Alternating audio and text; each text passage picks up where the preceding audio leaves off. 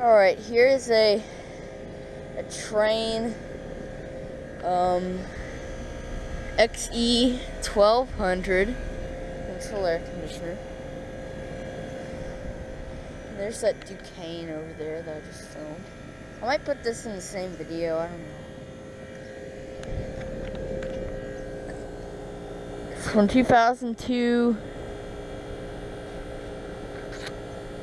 Still a little 1.5 ton. 18,000 BTU. There's disconnect boxes. It's running in cooling mode. It's running on a low ambient kit. It's nice and cold and sweaty. You can't go wrong with one of these units. But yeah.